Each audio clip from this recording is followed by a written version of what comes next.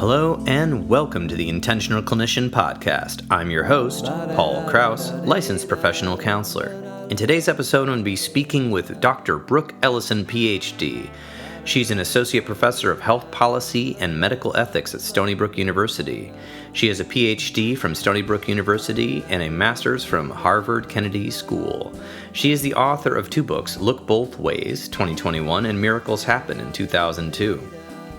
At age 11, Brooke Ellison was hit by a car, an accident that left her paralyzed from the neck down and ventilator dependent. 10 years later, she graduated magna cum laude from Harvard University with a degree in cognitive neuroscience.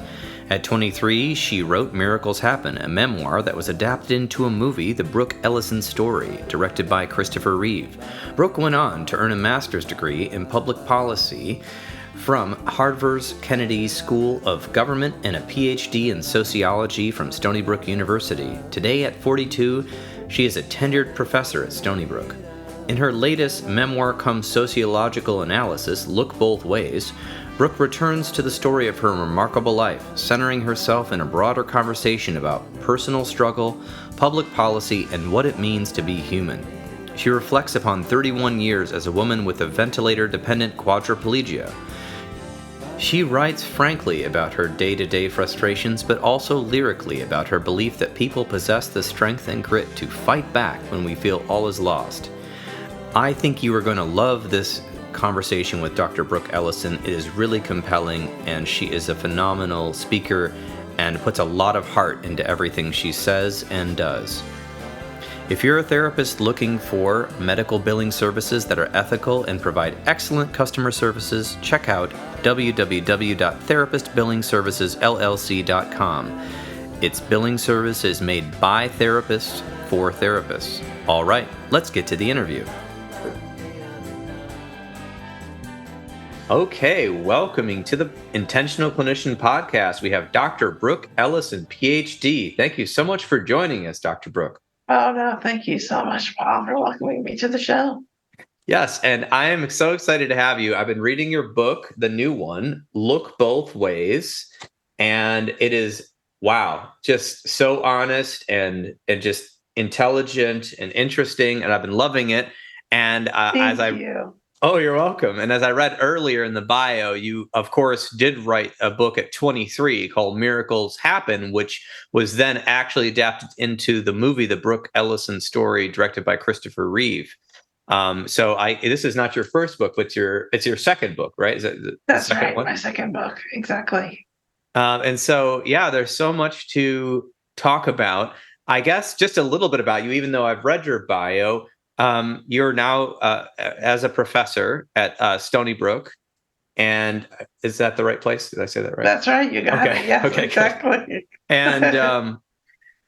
And we were just talking about how you give lectures quite often to your students, and I guess I was just curious about what it was like for you writing this book, because there's so much in here from your childhood all the way to these experiences you had, almost getting chosen for this White House position, and running for Senate, and all of these things you've done. I was just curious, how was it writing this book? It was exhausting writing this book. Oh my goodness! Yeah. So thank you again, Paul, for welcoming me to talk about this. Yeah. So as I'm sure you gathered from reading the book, this book means a tremendous amount to me. So I had written, as you mentioned, my first book, Miracles Happen, when I was just 23 years old. So right out of college, 12 years post. Or 13 years, I guess, post the injury that left me paralyzed from my neck down. And even though it was that much time following my injury, I didn't have a full sense of what it meant to be disabled. Like, I'd lived for so long with a disability, but learning to be disabled, I think, is a very different understanding that one has to come to, a self-awareness that I'm not sure that I had. So my first book, as important as it was to me at the time, and even to this day, obviously, was a chronicling, really, of my life from the time of my accident in 1990 to when I graduated from Harvard in 2000, and really important set of experiences and struggles that my family had that I think was relevant to many people's lives. And after that time, I knew I wanted to write another book. Like, I love to write. I have a love for words, as is probably evident in reading the book. Oh, yes. I could Sorry. definitely notice that. No, you're okay. I could definitely notice that you love words. Yes. Yeah, thank you. Yeah, so that's just like a part of who I am. And so I knew I wanted to write another book. And so I was kind of like dawdling on that for a while, thinking, well, something will strike me for the right tone and the right thing to say at some point, and dilly-dallying a bit. And over the years, I was doing different things. I got my master's degree. I got my PhD. I was running for office, as you mentioned. So my attention was directed elsewhere. It was my 40th birthday. For I guess 6 months preceding my 40th birthday, I was just not feeling well. And I developed a severe pressure ulcer on the top of my left leg.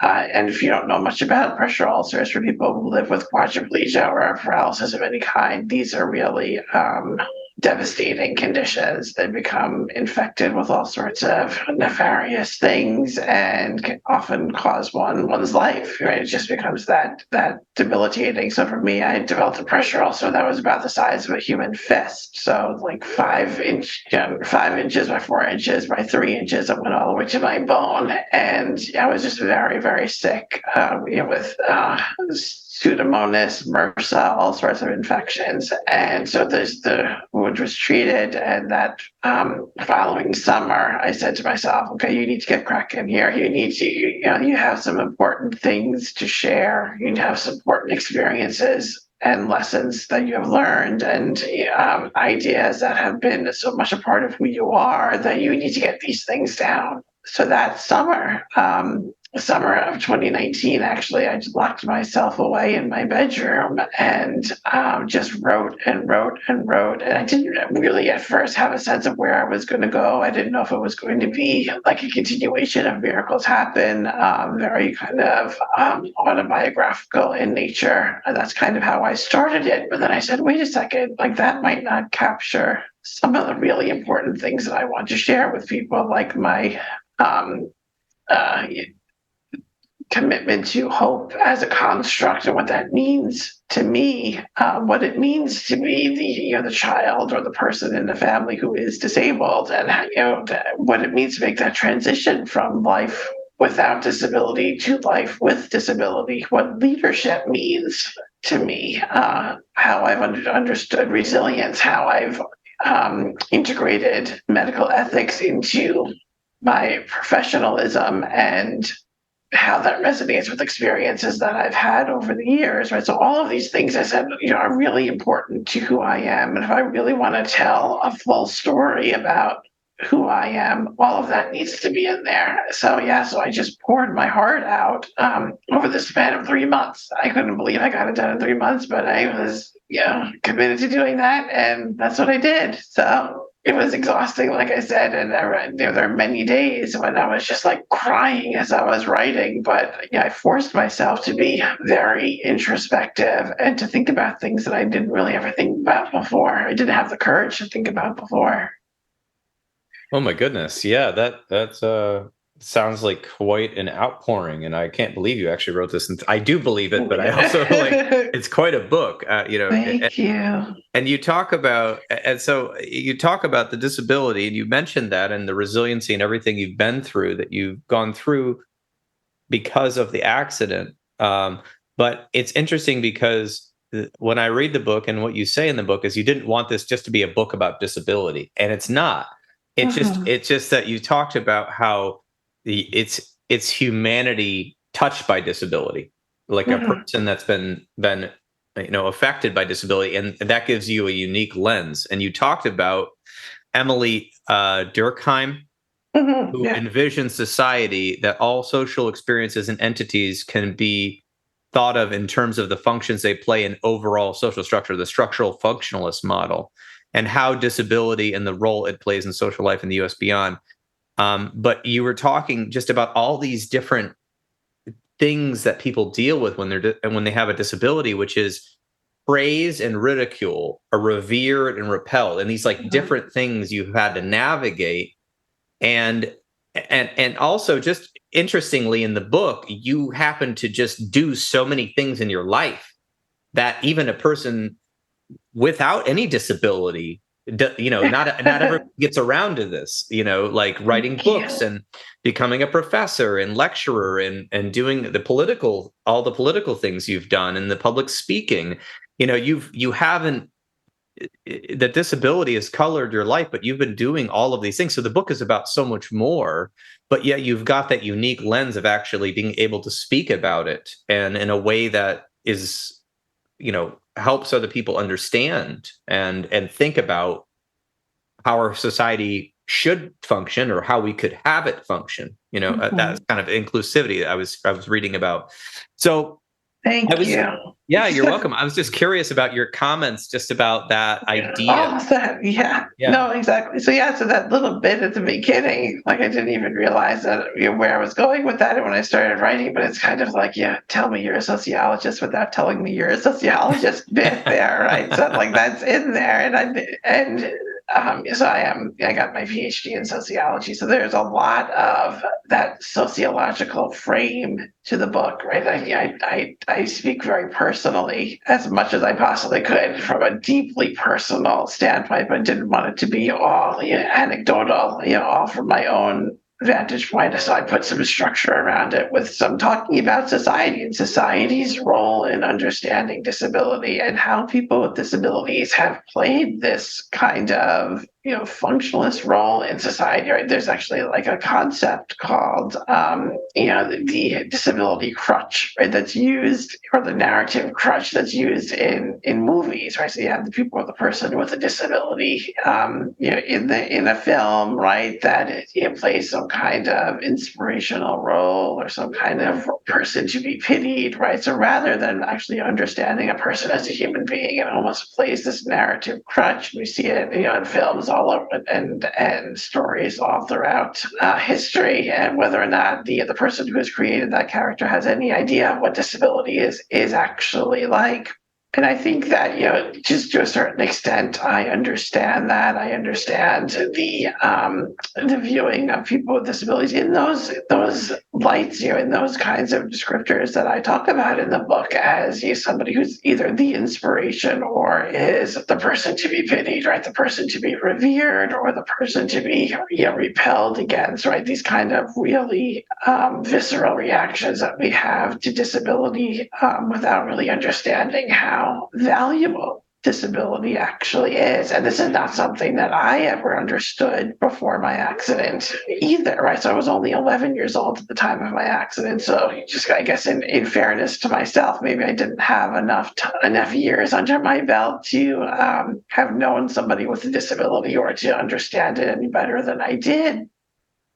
But for all my life until my accident, and then for years after, I kind of understood disability to be that which we pity, right? The part of the human experience that makes us weaker, right? That are the people who can and probably should be marginalized within the world, right? Not included in any way.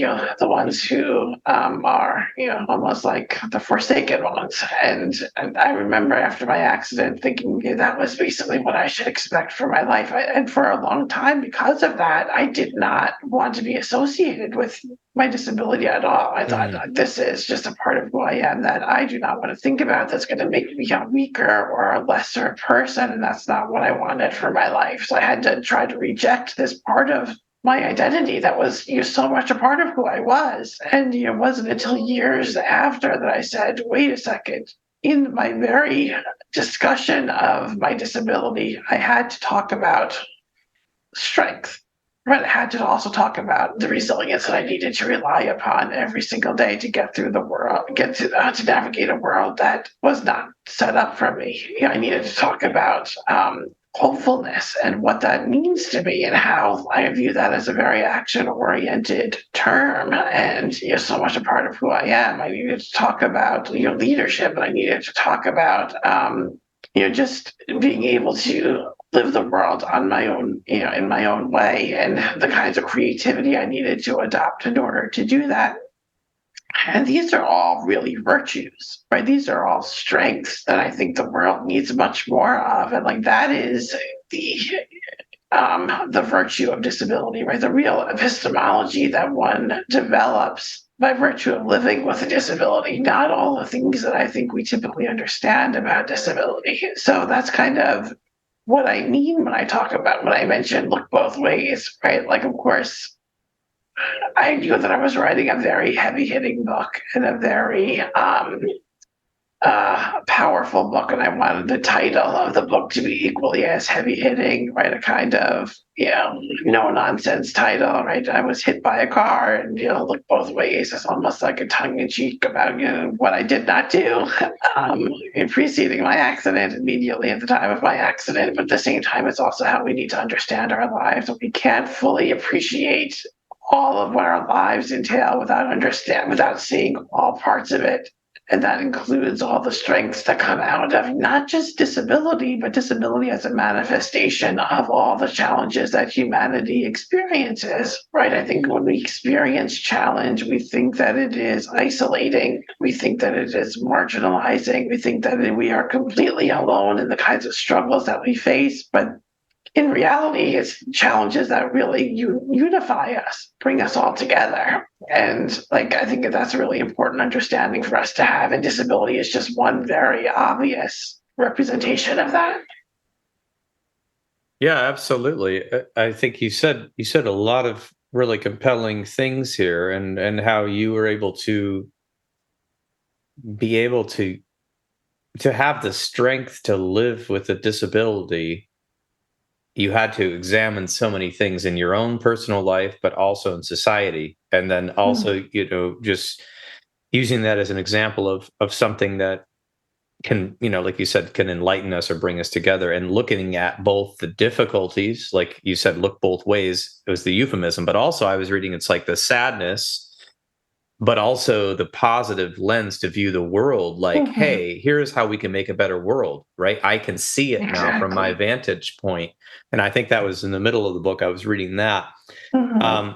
Exactly. Actually, that chapter, the both ways chapter 5, is intentionally the kind of pivot chapter, the transformative chapter, where I go from talking about some of the more personal struggles that I experience, whether it is having to reinterpret the role that I play within my family, or how my experience with disability, I thought, affected my family in possibly one way, when it really may have affected it in an entirely different way, and how it took years after my accident to even force myself to think about that. That was probably the hardest chapter to write. Was chapter 3, where I'm talking about my family. We're talking about how disability has forced people to treat me in a very dismissive or infantilized way. Right? So all of those things take place before chapter 5, and then I have this chapter where I deliberately look in the other direction. So the rest of the book is more focused on the virtues that have come out of the experiences that I've undergone, and how I've chosen to not let the limitations that not only has the physicality of my disability put on my life, but the social constraints that disability has put on my life, and not let those affect me in any way, and the kinds of things I've done irrespective of those, or possibly even because of those. Yes, absolutely. I definitely was getting that. And I think that is a very important point for people that are interested in reading the book, because I think you hit both sides of it, the personal and kind of the universal. So I really think that I think that people who like I've known some about disabilities just because I've had people in my family that have had profound disabilities, but I haven't known anybody who had been had a quadriplegic disability. I'd not Mhm. known about much about that. Right. Not Um, that many of us. yeah, and so like I think to me it was very eye opening, but also just so interesting about how you were able to view the world and adapt from that viewpoint. And it was actually the writing was very. I don't know if you meant to do this, but I can like picture like some books you can picture what's going on, and some books you can't. I could picture what was going on in your book Oh, thank you. very viscerally, which was good. I just was like, wow, this is definitely a movie in my brain. Um, Thank and I, you. so you're welcome. Yeah, I did. I very much enjoyed it. And I wanted to talk about now that we're talking about, you said you deliberately look both ways. I actually wondered about maybe deliberately talking about some of the negative stuff and then talking about some of the positive stuff in the Sure. interview. Are you open to that? Absolutely. Because some of Absolutely. the negative stuff I wanted to touch on, there's a couple things. Two things that kind of came up. Well, three things. You kind of already mentioned infantilization, but two or three of the things I was thinking about, and you can go with any of these, was the technology is great, but it only brings us so far. You talk about that. And you talk Yeah. about the billions of dollars in uncompensated care per year that family members, and then the fact that your parents had to fight for basic medical supplies and like Yes, they to were this trying to day. exclude you from school and all this ridiculous thing. So I guess there's three things in there. One is like the technology, because clearly like technology has helped you be able to function and be able to thrive in ways that you wouldn't have been able to before the technology existed. So that's maybe a negative and a positive. But then the family stuff and the insurance companies, those things really got to me. So Hmm. would any of those you want to tackle? Those are the kind of the negative side of it. Sure, sure. Yes. No, so yeah, so like I guess I could start with the first one, the technology, right? So Yeah. I'm very much of the mind that and possibly to a ridiculous degree that anytime I experience challenge, I view it as both a source of struggle, a source of pain, but then also an opportunity to do something about something that needs to be fixed, right? So kind of this opportunity statement view of challenge, and technology is no different. So just recently, in addition to my full-time professorship at Stony Brook, I'm also the vice president of technology and innovation for a national nonprofit organization, United Spinal Association. And what I do in this position is liaise with members of big tech and startup companies and engineering, schools of engineering and applied sciences. And then also on the other side, people with spinal cord injuries and wheelchair users, generally speaking, about the challenges that they face, and bringing these two entities together to talk about how technology can be a mechanism to bridge some of the true human rights divides that people with disabilities experience, whether it's their access to education, right? Access to employment. We all know that people with disabilities experience a tremendously high or disproportionately high level of unemployment for a tremendous number of sociological reasons, right? Not just their inability to get to the workplace, but many social structures or social obstacles that impede their ability to get a job, access to medicine, healthcare, access to community participation, right? All of these things can be addressed by technology that either is or is not innovated, right? So we live in a world where technology is increasingly a part of our daily lives. Much of that is inaccessible to people with disabilities, whether for the cost factor or because it's just not designed for their needs or not designed in the way that's best suited for their needs, or even innovating entirely new technology that would be more usable for them, or to actually to provide a solution to a challenge that they may be experiencing, right? So I've taken this question as head on as I possibly could, because technology, you can't sufficiently talk about technology without talking about disability, and vice versa. But for a very long time, that was not the case for me. So throughout school, throughout junior high school and high school, I was trying to do things as piecemeal or as Rube Goldberg as I possibly could. I remember using a book stand, just like a regular music stand, to hold my textbooks, and having somebody come and turn the page every time I needed to turn the page. Everything would take so much longer. At the same time, where I am right now in my life is very much the product of the technology that I was able to integrate into it. So now I'm trying to create for whoever is going to follow in my wake a world that's much more accessible to them, that provides them the equal opportunity to compete and use their talents. Right, that they have the world open to them, and the world can see how tremendously brilliant and talented people with disabilities are, and how they can contribute to a functioning society. Right, I think that these are virtues that are just not often included in our conversation. Actually, so much so that one of the courses that I teach at Stony Brook is a course called Inclusion in Innovation, and I teach future engineers or engineering students about how to integrate disability inclusion in their future work. And one of the technologies that the students were working on was a device that will allow people with quadriplegia to take part in art, right? To allow them to paint, or to manipulate art on the computer. And I said, this is so valuable, because art is a representation of how people see the world, and art has historically been missing the disabled vantage point, right? People with disabilities view the world in a very particular way, and everybody is being denied an opportunity to see how people with disabilities really understand and view the world differently. So I think that technology is no different from that. So that's a little bit about kind of my experience in the technology, why I think it's so important. So the inaccessibility that technology has often had, I'm trying to address it as proactive a way as I possibly can. Yes, I think that's a very great summary on both ends of it. I think it's very important like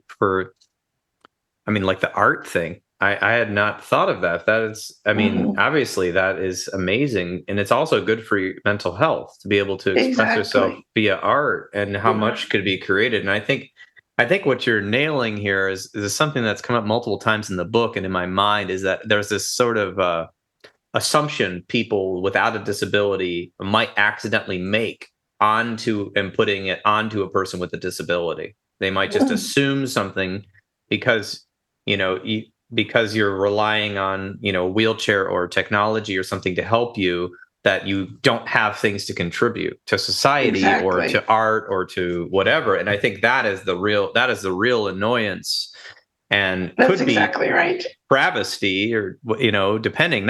In your case, obviously you fought to be able to have a voice and to be able to use it. And there's so many people out there with disabilities right now that, have no platform and are sort of like treated like children, Exactly, and I think that is, I'll tell a little personal. I was going to I guess I'll bring this in before I ask you the next question, but I had an uncle who was also hit by a car.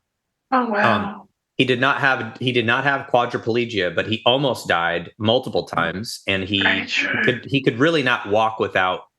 He couldn't really walk. I'll put it that way. He kind of had to use a wheelchair for most things, but he could kind of hobble, like one of his legs kind of worked, So he didn't have the spine, but he had a curved spine. He couldn't, so he could move around with great difficulty. Take him hours to go anywhere, right? And he had to kind of be assisted. And it was funny because, and he had problems talking.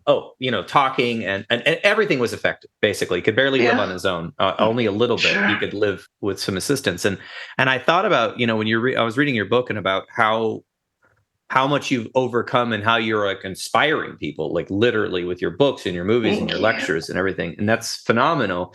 But I remember thinking about him, and I thought about when you talk about people infantilizing you because you couldn't move without the assistance of technology. And I thought about him too, like people infantilized him just because he had to have a wheelchair to get on the bus and move around with, a double cane and a walker and, all these things. But then I thought about, in his personality, which is different, than yours, but he was the one everyone wanted to talk to because he had been through so much terrible crap that he ended up being the most mature uncle or aunt that I've had pretty much in my life. He'd give you the best advice. It took him a longer time to talk because he'd stutter over his words, but he gave you the best advice. He would always listen. He never said he didn't have time for you. And I thought about that, how people would assume, oh, he just needs help or something. And it's like, no, he's helping you, just by talking to you. Just because he can't pick up your groceries or help you with physical labor doesn't mean that he's not helpful, right? So I thought about that, and I was kind of comparing him in my mind to you because the only other person I've known that has been very severely unable to move without assistance. And I thought about, yeah, you're welcome. And I feel like that is the thing, is that as a society, technology is great to help people be able to move and do things they need to be able to do despite their limitations. But I think that as a society, we need to be listening to people who have had disabilities because they have a different perspective, like you said. But also, I don't know, I feel like it does something to you as a person, or can. And not that this is a stereotype, but it can really open you up to the pain of other people and to be able to understand them. That's a theory I had.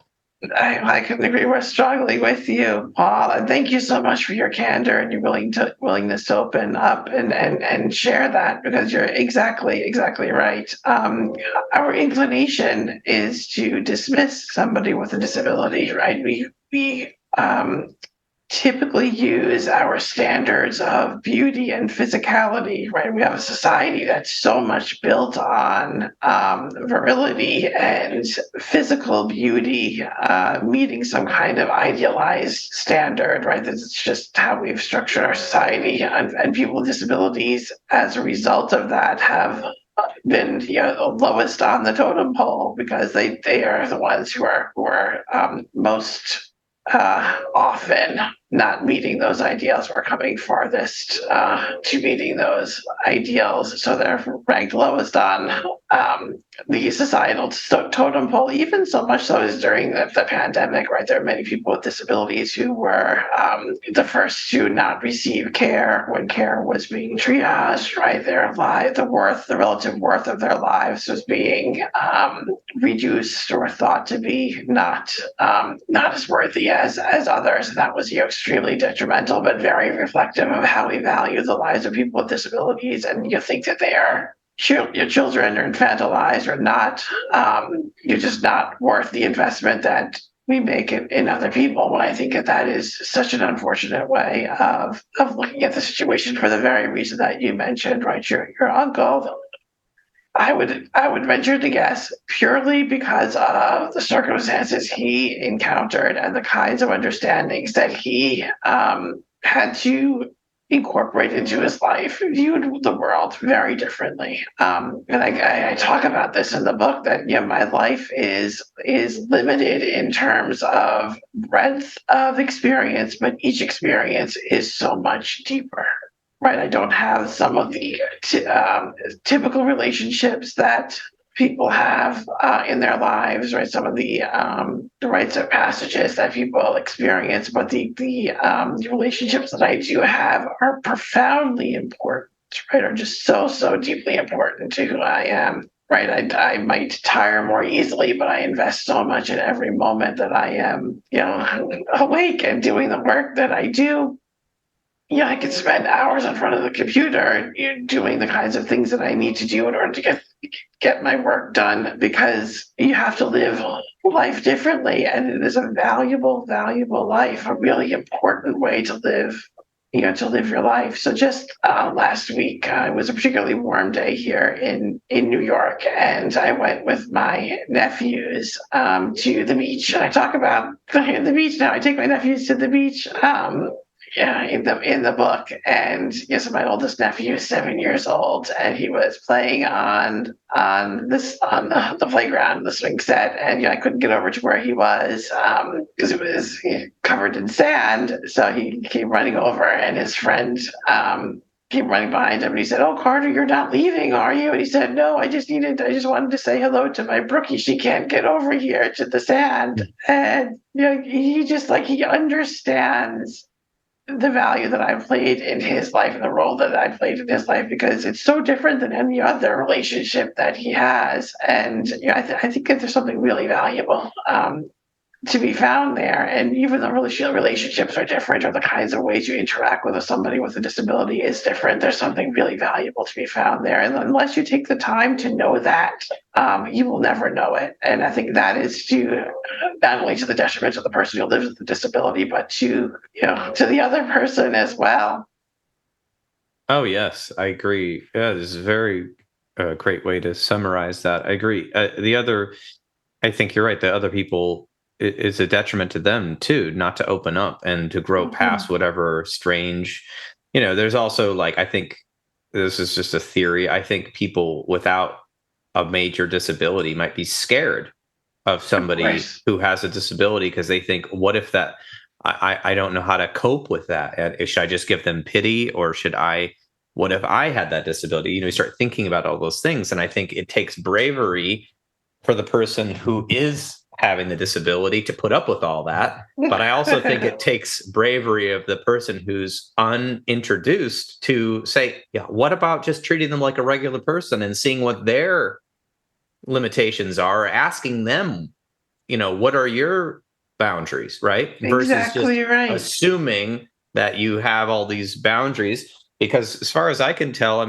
while it takes you longer, you go travel, you go places, you do things, you make speeches, you talk about. What I mean by taking longer is it just takes you longer than a person who is able to walk around, and you deal with that. And exactly. I think, as a person who can walk around, it's let's give that person the humanity that they deserve instead of kind of categorizing them, right? And I think that's something that comes through in the book. Yeah, you're welcome.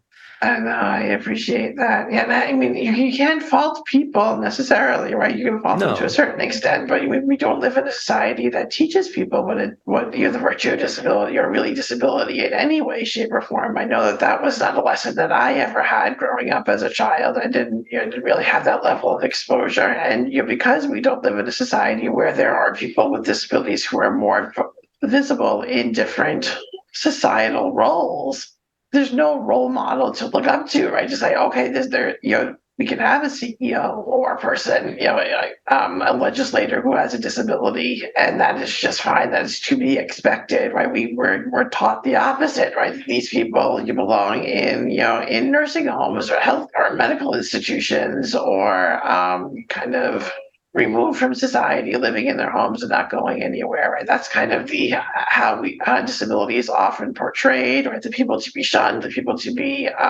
embarrassed about. And unless we do a better job in putting people with disabilities in all of these different positions of power, or positions of influence, or even just welcoming them to the decision-making table, that's going to be, I think, an unfortunate stereotype associated with disability for far longer than it ought to be.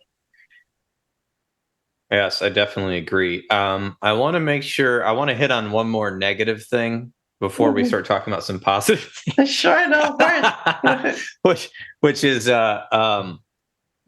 you were talking about in the United States that the care for people of those, family members who have someone in their family who's disabled, in certain countries, and in most industrial countries, that person is able to be compensated for their work. But in the US, it's very difficult to be able to be compensated as a family member to help your fellow family member who may be needing extra help. And in fact, you said, and this a statistic was billions of dollars in uncompensated care each year in the United States. Right, for hundreds people, of billions. Hundreds of billions. Okay, of people caring for people with disabilities. And in other industrial nations, this is not necessarily the case. It's a lot easier to get a position doing that. So I don't know. Right. You talked about the Caregiver Action Network and the National Alliance of Caregiving and Evercare, but can you just maybe comment on what's going on with that?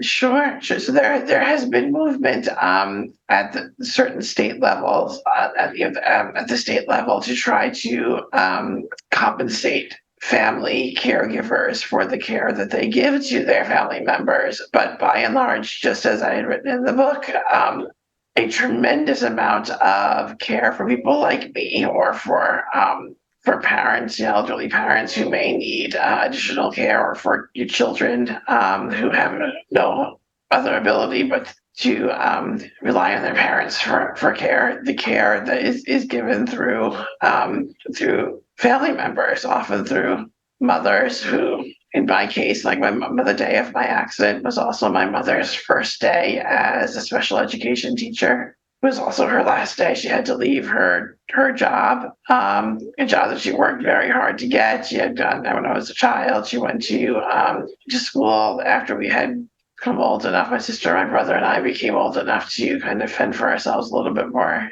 independently. She went back to school to get her teaching license and then her degree in special education. So she had started her career, but then had to leave that, putting my family in kind of some financially difficult waters for a while in order to care for me, because getting reliable, skilled care for somebody like me is extremely difficult to do, right? And right now, given the nursing shortage, is even worse.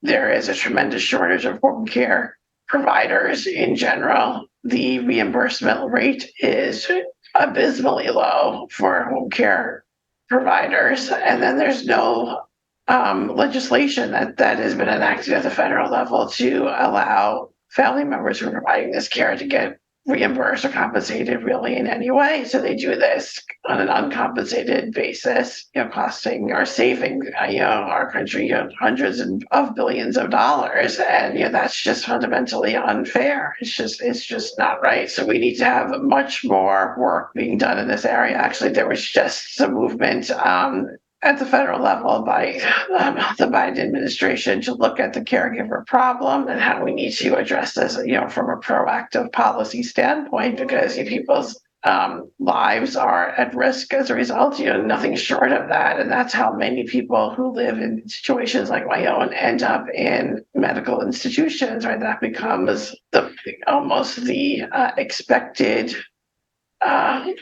outcome for their lives, and that is completely unacceptable, right? That somebody, because they've had an injury, ends up living in some kind of really potentially catastrophic medical institution, right? We saw during the pandemic how challenging these institutions are in people's lives. There's a lack of care that's provided there, right? Not enough people to take on the caseload, so much so that there's the spread of infection and disease, and they become weakened as a result. And things like pandemics can become just devastating to that population as a result. So there's just many different social outcomes that are should be thought of as completely unacceptable, but because they're focused on a population that doesn't really garner too much respect, we deal with it, we tolerate it, and that's not something that I want to see in the world. So I continue to advocate for all changes in all of these different policy areas, because they can be changed if we just have a voice at the table and take action on them. That's a very good point. I mean, yeah. I have no summary except to say that can move us towards maybe action, or maybe some of the positive things. Exactly. Bringing awareness to it, which is what you're doing with this book. And, that's why we're publishing the podcast. Now, there are some interesting psychological things you were talking about in the book. I believe, if I can find it, I think this was, you were talking about David Foster Wallace. And you were talking about the difference between what we want and what we need, human needs, not special needs. And I was just curious if you were maybe some of the things you learned about this. I mean, there's a lot of philosophy you quote in here, but some of the things you learned between, wants and needs. I thought that was maybe something that was universally appealing. Yeah, thank you. Actually, that was the very first part of the book that I wrote. I actually wrote that as an independent essay, and I wasn't really sure what I was going to do about it. So happens at the end of chapter 4, where I was talking about infantilization and kind of the marginalization that people with disabilities often face. And I wrote this essay at a time of kind of like some emotional weakness, right? I was feeling sad about things I wanted to do, I felt that life was denying me the opportunity to do, whether that was going on a vacation or availing myself of the kinds of relationships that many people find as critical in their lives. So all of these things were kind of flooding my head in terms of like, how could I go on with my life without being able to do these kinds of things? So I forced myself to be very particular about what I was feeling and what I was thinking about. So I have this kind of wants and needs section to culminate chapter 4. I just stuck it in there because I thought it's just a valuable place to have it go. There's something that I want people to know about me, right? That's kind of that's the nexus that I draw between how people typically or could conceivably treat me as, almost like somebody who doesn't have much value in the world, to somebody who is very much human, who has this very same human wants and needs as everybody else. And the kinds of needs that I experience are pretty significant.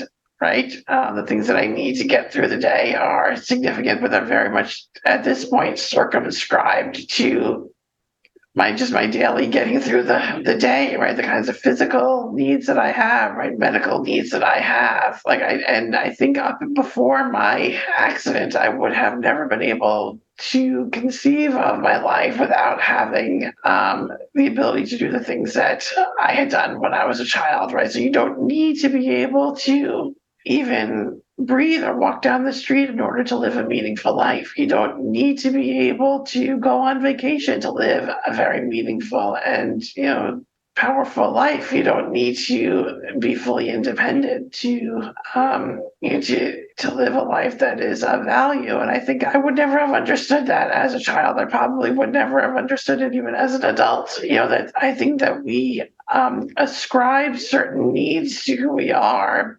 into our lives because we think that those are the things that give our lives value, when they don't necessarily, right? I still have the same wants. I still would love to do those things. So I'm not ignorant as far as that's concerned, right? These things would make my life, richer, but at the same time, there are other things that I can do that make my life equally as rich.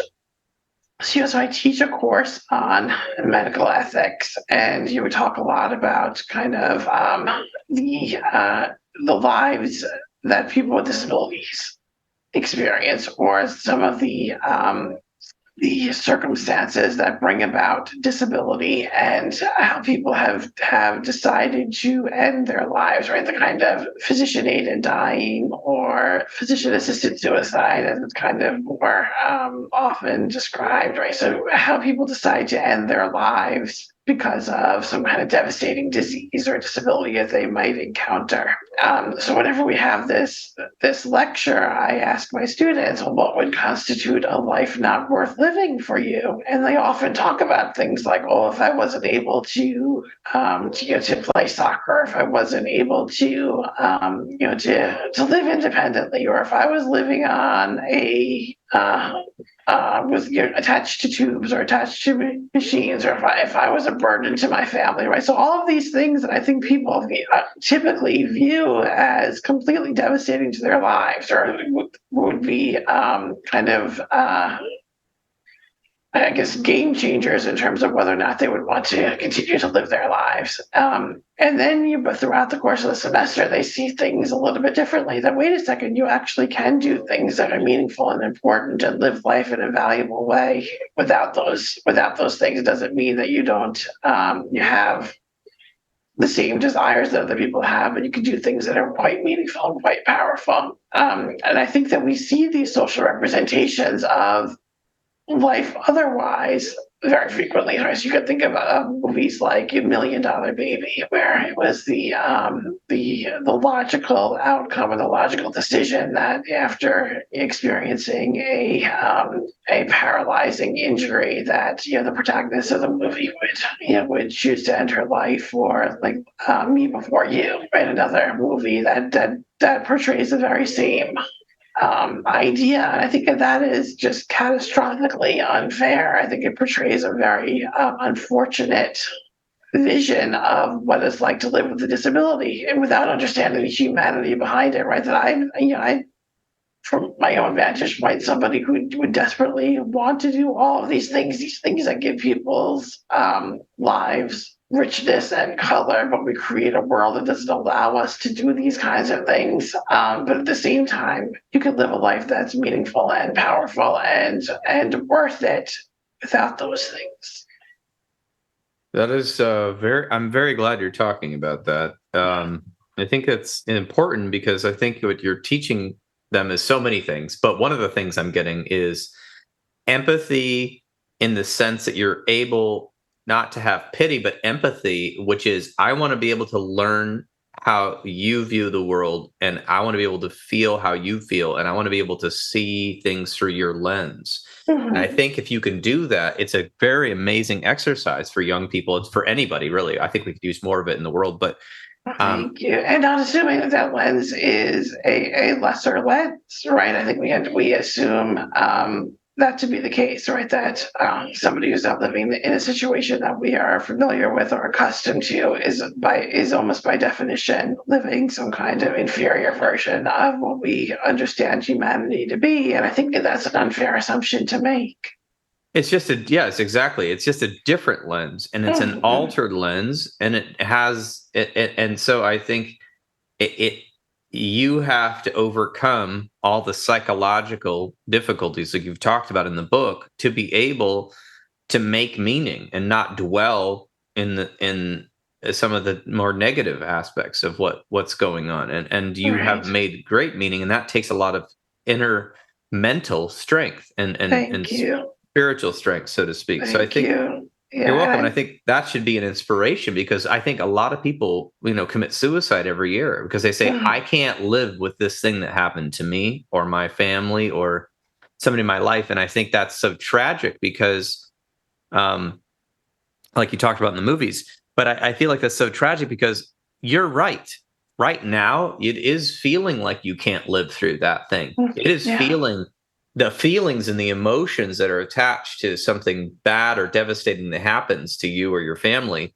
What will make you feel like a part of you is dying. And in fact, a part of you probably is dying. Exactly right. Yeah. But I don't want to minimize that at all. But the idea that suicide is some sort of solution when things don't go your right is something I think that we've got to keep continuing to downplay and say, no, there is value in life at any with any disability or any restraint, or even after trauma or something that happens. And I think you're a testament to all that, because I do see the car accident is extremely traumatic, and you talk about in the book for you, and especially because you were unconscious for days, for your family while you were unconscious, and everything they went through too, and then the disability and learning to live with that, and how all of that affected you is traumatic. And I think that you've chosen, and I think I'm using the word chosen because I don't think it was easy. I don't think you just we're like, okay, this is easy, let's just do this.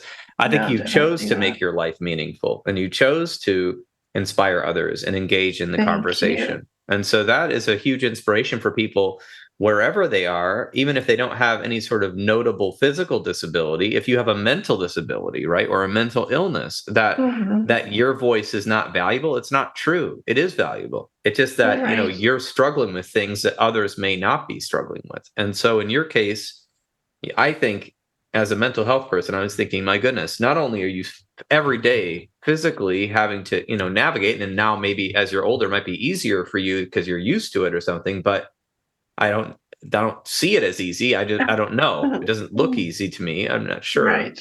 but I No, feel no, exactly. It isn't. You're exactly right. And I appreciate you saying that. Thank you.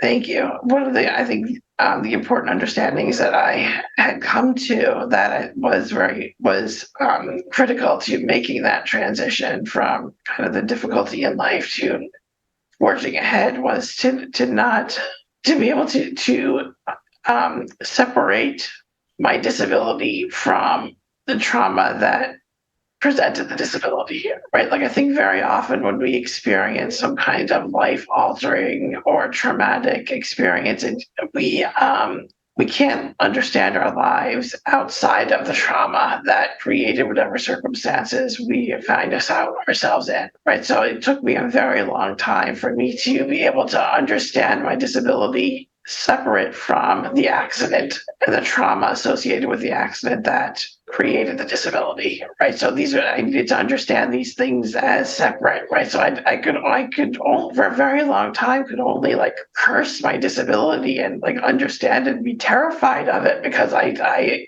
associated it almost entirely, almost synonymously with the accident that devastated my life, that caused so much pain and injury and changed things so dramatically. I needed to be able to shift that. I needed to not be afraid of my disability because I was so upset about thinking about my accident. So making that transition and understanding these two things as fundamentally separate, I think was really an important thing for me. And then that allowed me to move ahead with my life, saying, okay, this was a traumatic instance, but my life thereafter is not just a continuation of that trauma, right? My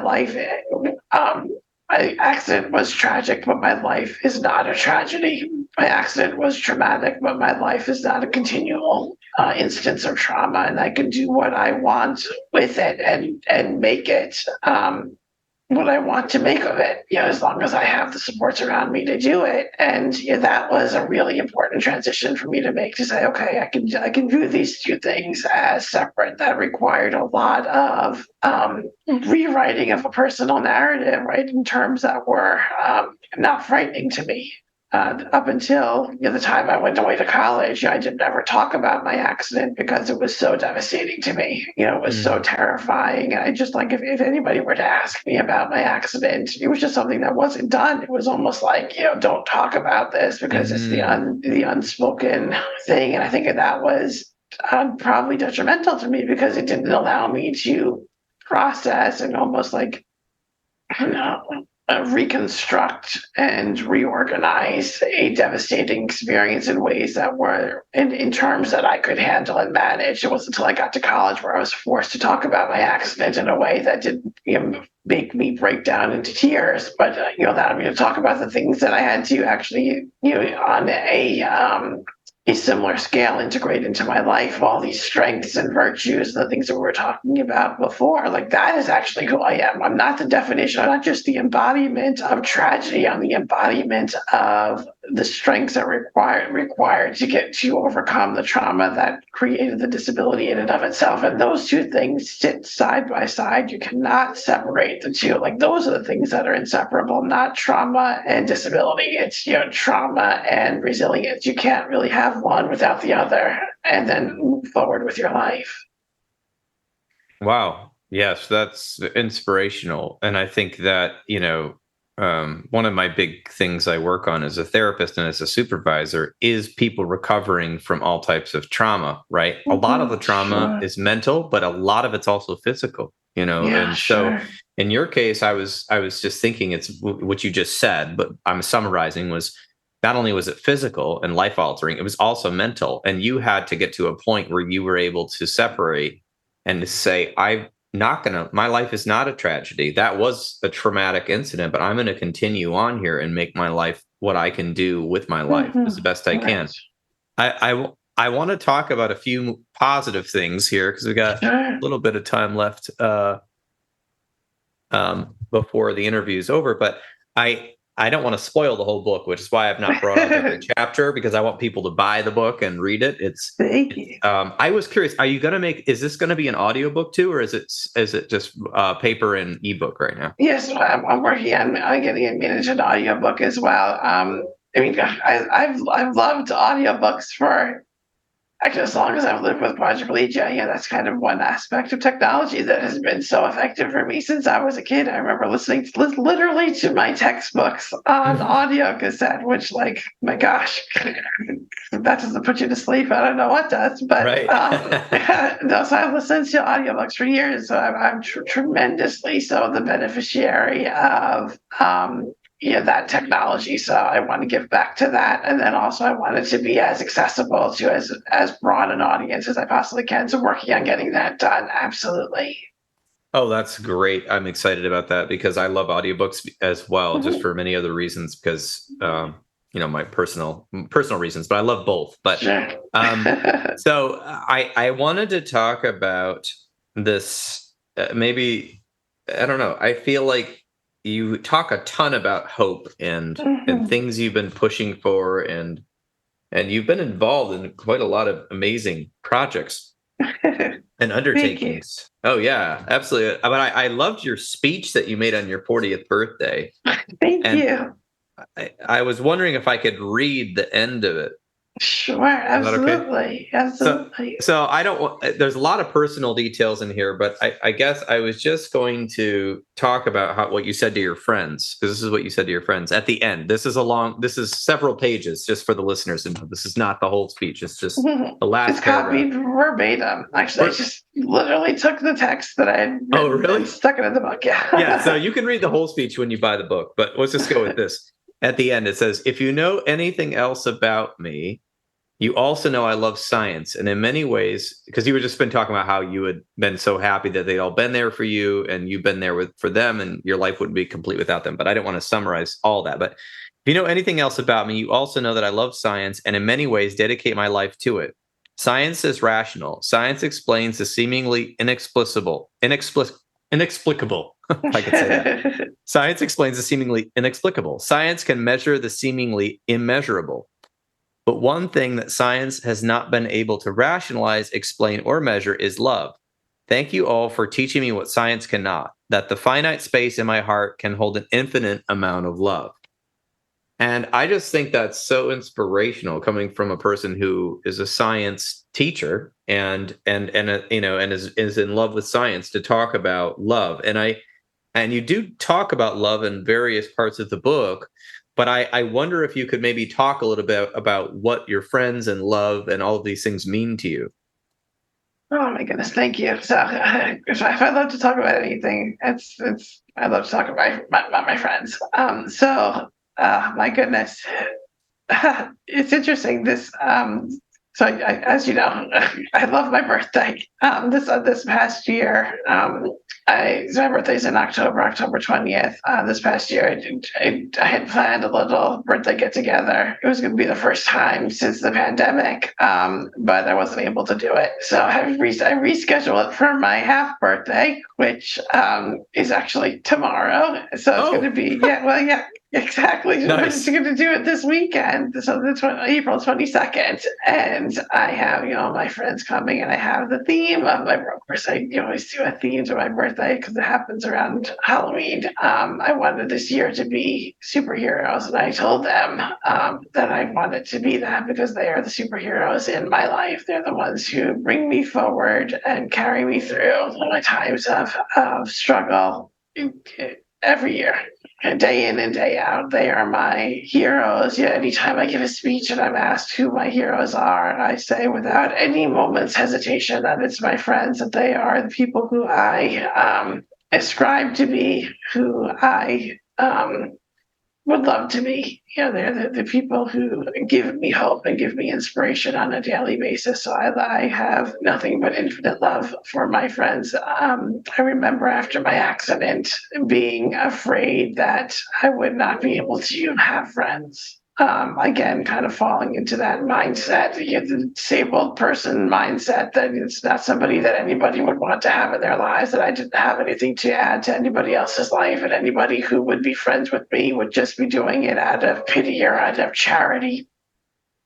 And that, I think, was an unfair assumption for me to make for myself, and really an unfair assumption for me to make for to other people as well, right? Kind of giving them the minimal amount of credibility or respect or credit in any way. No, so my friends mean absolutely everything to me. So many of the ones who I was paying tribute to for my 40th birthday are also going to be here at my house. Again, we're going to do the superhero theme, and we're going to just see each other. And I haven't seen many of them since before the pandemic, and they've given me inspiration on a daily basis. They remind me of what it means to have fun and to, like, they are the most obvious manifestation of love in my life. And I know that I would not be who I am today were it not for their presence in my life and the person they have, forced me to become, right? The person who they have told me I can be and allowed me to be, as silly and as irreverent as I can sometimes be. They give my life all the richness and all the color that I could possibly ask for, and I feel nothing but tremendous gratitude for everything that they do in my life, and the role that they play in my life. And I plan, when I see them, to share that little book, a bit about from the book in a speech, like I love to give speeches to. So that's what I did at my 40th birthday party. I'm going to do the same thing. This next little get together, I'm going to share that part of the I Love chapter, where I talk about my friends and how much I love them and what they mean to me, and how I would not be who I am were it not for them. And I tell them that all the time. I am not hesitant at all to tell them how much I love them and why it's important to let them know that. I'm very happy that you're getting to celebrate your half birthday this weekend. That's wonderful. That's wonderful, and all your friends, and it's true. I mean, that you went through all those thoughts about who would want to be a friend, and I just think, like, you talk about being sensitive in the book, or people labeling you that way. And I think, everyone has value. And the fact that, I get it, when you're younger, when you had the trauma, it's like, who wants to be friends, or like, how is this going to work dynamically? And it is working. And you are connected to so many people. And I think help people, and I think that's a huge word, that I felt throughout the book. I don't think you really said that, but I was interpreting it as a therapist, thinking how you've helped people, but you may not even realize you're helping them, just even the lecturing and the teaching. Yeah, absolutely. So, I think, forget, I know it, but I forget it. Because I don't think I was trying to read. I need to read through it, but I don't remember you saying, like, "Oh, I help people." Like, I don't see that in here, but I feel like you are. It was just evident, maybe you weren't giving yourself credit. Thank you. I guess I thought, and I do say, I guess these view it as a bit presumptuous. Like, are people looking for my help? Would I be presumptuous to say that? But I know that my life has a level of humanity and depth and obvious sorrow and tragedy built into it that people can resonate with and draw parallels in their own life as a result of. And I find that as painful as those experiences have been, I find that to be a blessing, really, to be able to interact with and connect with people on such a deep level, right, on the kinds of things that people sometimes feel shameful about or feel like make their lives more difficult. Have been these instances of tremendous beauty and just great hope and brilliance for me, and I think ultimately for them as well. Like that's a tremendous gift that I never would have anticipated for my life. That is great, and I think that as I'm glad we've talked about this in the podcast, because I really want people out there who have gone through trauma to be able to hear you as an example of somebody who really invests themselves in their friendship and goes deep. And I think when you've gone through something so difficult and life-threatening, I think it opens you up to the abilities to go deeper faster. That's just a theory I have. Yeah, I mean, not like everybody has it, but go ahead. What's my that? friends, no, my friendships are intense. Like for Yes. sure. Like my friends are like they mean everything to me. And I think that the reverse is the case. Like there's not somebody like you either. There's not somebody who I'm just like kind of friends with, right? Like people who I'm friends with, they're the backbone of who I am, and uh, yeah. So I think like some of the romantic love that people often assume will play that role in their lives, the kind of that foundational backbone kind of relationship in their lives, the things that they need in order to get from one part of their lives to another, like that has been borne out on the shoulders and through the love of my friends. And like I think that we as a society don't value that nearly often enough, that there are many ways to craft relationships so that we live in a well supported, kind of well adapted way, and that's been how I've lived my life. And I couldn't imagine living my life without their presence in my life. Yes, that is incredible, and I want to make sure we're almost out of time. I want to make sure we wrap it. I feel like I wanted to make a point here because earlier, what you saying all this, and from a mental health clinician standpoint, friends and supportive family, I'll put that out. The Right, yeah, not all family, yeah. supportive family are so helpful for mental health that people don't even realize it's the water they're swimming in. But you do realize it because of I think you've been through so much, and you've have these rich, deep relationships, and that is something that anytime I meet somebody with a mental health issue, almost always they have had a problem with their friends or family, or they've been isolated from their friends or family, or they've had diminished contact with people that they feel are good friends, or like I'll qualify that again, supportive friends or supportive family. They didn't feel that, and thus their mental health deteriorated. I could say, yeah. I mean, during the pandemic, that was extremely detrimental to me, extremely impactful, and it had a visceral effect on me when I wasn't able to see my friends, right? Because like that's such an important presence in my life. Yes, and I was thinking about how you said earlier how you are able to live with help, but you have your own place. You have like the one house you're in, and then you have the other condo or house or something on Long Island. And then I was just thinking about how you were talking about a lot of people with disabilities are like put in these medical institutions or like half kind of skilled care facilities that are not very good for them. And I thought about that because like then it's like you don't have that. I mean, you have people around you, but you don't have your community. And I think that is detrimental to their care and their well-being.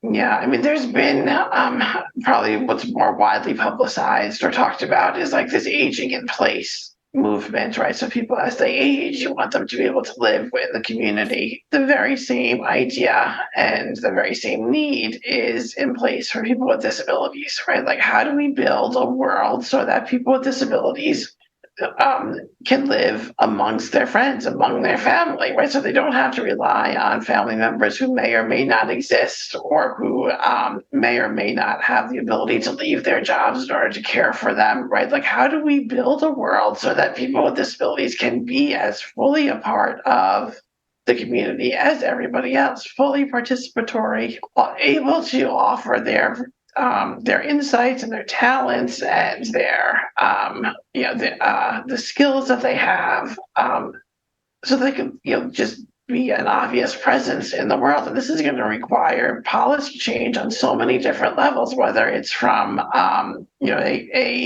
healthcare standpoint, right? the increased number of healthcare providers that we need in order to make this a possibility, getting more people with disabilities employed so they have the income that they need, so they can live at home or pay people on their own to provide care for them, building more homes that are accessible to people, right? All of these different kinds of sociocultural factors need to be taken into account so we can do that very thing so that people with disabilities can be a part of their community, can gain from those around them, and then in turn people around them can gain from them, right? There's all this fully circular relationship that needs to be understood and then ultimately acted upon so that everybody is better off. And it's something that can be done, right? It's not difficult, right? We're landing, rovers on the moon, right? We're splitting atoms and doing all sorts of things that are way more difficult than you're just creating a world that thinks about disability for more than just a fraction of a second. And we don't think about people with disabilities for more than that amount of time because of these things that we've talked about, right? This uncertainty, this fear, this unwillingness to want to talk to a person who may remind us of our own vulnerability, right? All of these things are just our understanding of people with disabilities as being less worthy than other people. And so we legislate accordingly, right? All of these things have created a world that I think does everybody a disservice and is something that we could easily deconstruct and reconstruct. We just took the time to do it. I agree. So that kind of brings us to kind of like, where can listeners get involved? Kind of like a send off, like, if listeners, and now I'm gonna talk, your book and your website and everything is going to be in the show notes, so we're going to talk about that too. But how can people get in? Oh, yeah, absolutely. How can people get involved with helping disability on a policy level, or even like on a city level, or a national level? What are some organizations you recommend that we get involved with? Right. So there are many different kind of disability specific organizations, whether that is something like United Spinal, right, that caters to the needs of people with spinal cord injuries, or ones that are similarly structured around autism or blindness or deafness, right? There are many of those. It doesn't take much effort to just find ones that are local to you, or ones that are on a national scale. But then also, right, I think we typically look at disability based on like the actual disability itself, right, the actual condition, right? So kind of almost like a medical way of looking at disability, rather than the kinds of socio-political and justice-based challenges that disability creates, right? So like looking at it from the other vantage point, right? So what are the challenges that disability is potentially creating for somebody that we could address, right? Like whether it's an access issue, whether it's an economic justice related issue, right? So people can get involved based on a particular disability or on an access or justice related issue, right? So like people work in workplaces, right? We should not stand for a level of inaccessibility or lack of representation of people with disabilities in our workplace, right? We can talk about those things as well, right? You can be activist on those kinds of fronts as well, not necessarily tying yourself to a specific cause or a specific disability, but like we as people without disabilities care equally as much about making sure that our workplaces and our schools and our parks and open land are accessible to people with disabilities, just like they're accessible to everybody else. We want to make sure that our jobs are accessible. We want to make sure that our media representation of disability is what it ought to be, right? Not just the simplistic stereotyped vision, but actually give people who are just going about their lives. You're represented as 15% of the characters in movies and on television shows, just as they are, in the world. And all of these things I think are really important, as are befriending somebody with a disability, right? Welcoming them into your own circle, and you're not feeling like your circle is going to be weakened, but instead strengthened by their presence in it, right? I think all of these things operate on various fronts, and you're talking to your legislators and like making sure that policies that we enact are actually inclusive of people with disabilities. I think we tend to understand disability policy as almost a standalone issue which has, I think, unfortunately been looked at as almost reactionary or an afterthought, right? We construct these policies that affect everybody else, and then we're going to do this other kind of side act for people with disabilities, rather than thinking about like policy across that's fully inclusive that involves people with disabilities right from the get-go. Whether it's how we enact the infrastructure bill and the kinds of transportation changes that we're going to make so that the world is going to operate better, right? Like, how do we include people with disabilities from the get-go into this conversation? Same thing with health policy or with employment policy or education policies. Like, where do we start right from the get-go so that everybody is included rather than thought of as an afterthought that we can or cannot choose to think about? Like, all of these things, I think, they can't be shouldered completely alone by people with disabilities on their own, right? It's going to require some allyship, and it's going to require some voicing of concerns and your desires of inclusion among people who don't live with disability, at least not on a visible basis. So these are the real proactive ways that are going to make a difference and make sure that people with disabilities are a part of society in the way that they should be.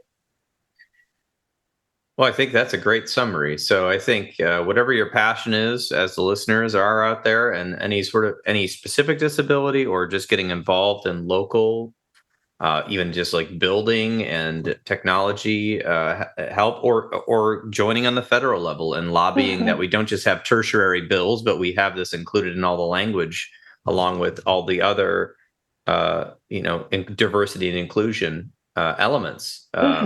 That a lot of people are pushing, that we should be including everybody in that. So I think that's a good start. And I am going to encourage people to check out all of your stuff that you've got to offer, including your book. Thank you. Absolutely. The movie that you worked on with Christopher Reeve, and your first book as well. I mean, why not? But we'll start with this one. Yeah, we'll start with the current one, Look Both Ways, by Dr. Brooke Ellison. And is there any sort of send-off message you wanted to say, or have we covered everything? Oh, gosh, no, thank you.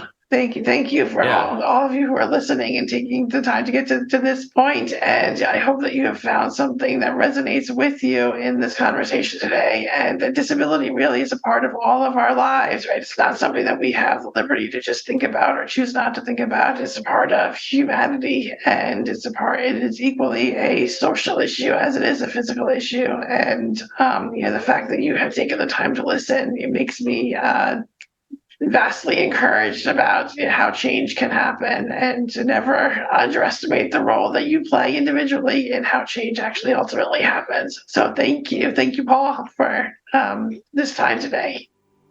Absolutely, and thank you, Brooke. You won't find it by yourself. You're gonna need some help, and you won't fail with me around.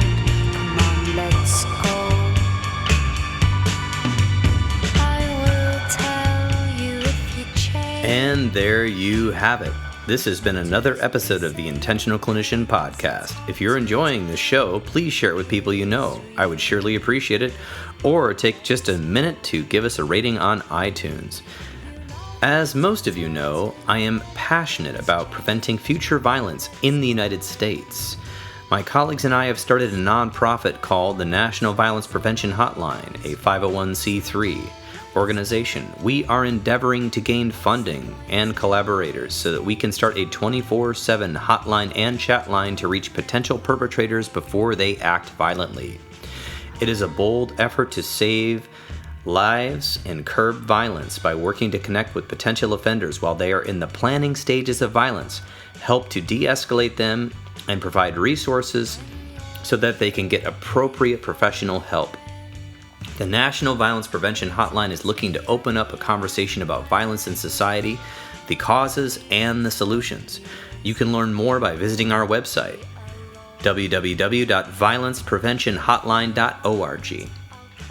Join us online by signing our petition on the website, sharing the website with your network of people, donating to the cause if you like, and you can now even write your congressperson from our website with a simple form.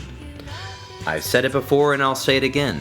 If you are a therapist looking for ethical and excellent medical billing services, check out therapistbillingservicesllc.com. That's www.therapistbillingservicesllc.com. Billing services created by therapists for therapists. If you're looking for an EMDR International Association consultant, I am a consultant and I can provide you the 20 hours you need to become EMDRIA certified. I have groups online and in person, and I do individual consultation. Just send me a message at the website and I'll get back to you. If you want to get trained in EMDR therapy, check out the great training opportunities with EMDR Training Solutions. I've worked with them before and they are phenomenal, so register today. If you are in need of counseling, do not hesitate to make an appointment at a local counseling center in your area. You can also make an appointment with the excellent clinicians in the Grand Rapids, Michigan area at Health for Life Counseling and the Trauma Informed Counseling Center of Grand Rapids by visiting www.healthforlifegr.com.